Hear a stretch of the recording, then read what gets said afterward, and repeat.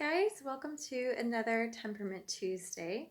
We are still dealing with coronavirus, and so I thought I would talk a little bit more about how people are either over functioning or under functioning and what that might have to do with your temperament. So I did not make this concept up. I read about it recently in one of Brene Brown's books, Rising Strong, which I recommend. It's a great book. But in times of stress, people tend towards one or the other. So someone who is over functioning, the words Brene Brown uses are, I won't feel, I will do. I don't need help, I help.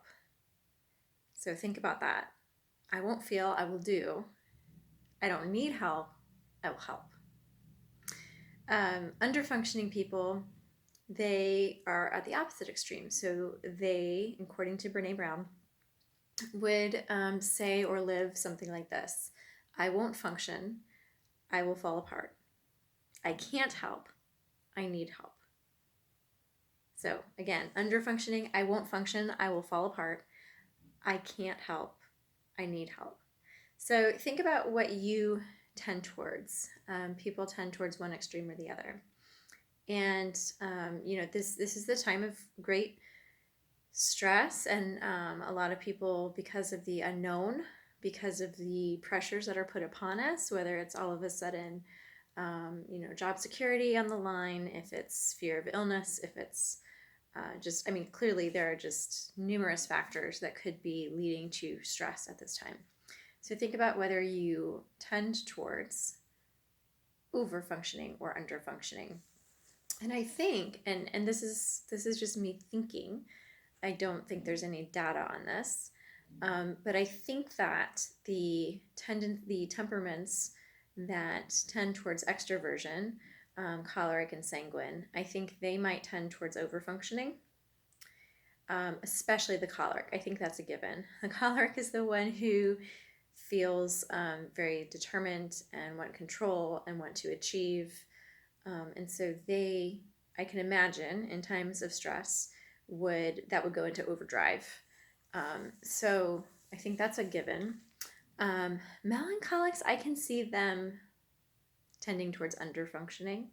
Melancholics feel very deeply, and that it lasts a long time.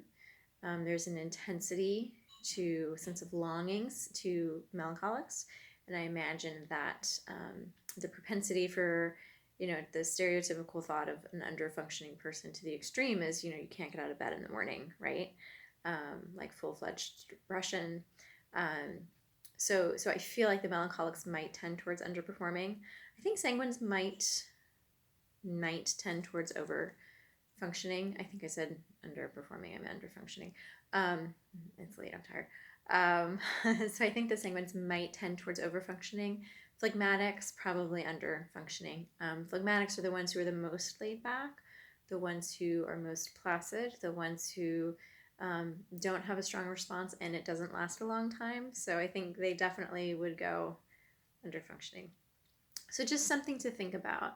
And maybe you've had a hard time figuring out what your temperament is and what your spouse's temperament is, and maybe this guide will help you be like, oh my gosh, of course my husband's choleric. He is over functioning right now.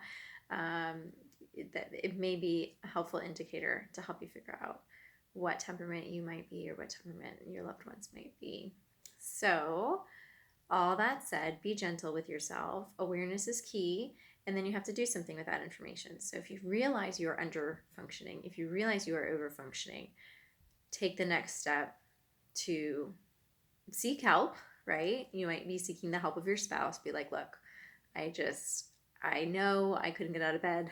Like, I know you've been taking care of everything in the house. Like, I'm going to go for a walk. I'm going to get some fresh air.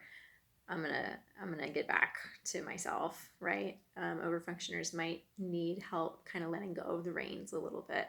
But talking to your loved ones, talking to your spouse, getting the support you need is key. And knowing your tendency towards under functioning or over functioning so that you can keep it in check. So be gentle with yourselves and have a good night.